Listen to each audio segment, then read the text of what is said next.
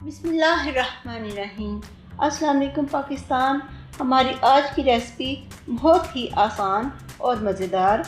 हम बनाएंगे आलू टिक्की बर्गर और वो भी ब्रेड से। तो चलिए देखिए हमारी आज की रेसिपी।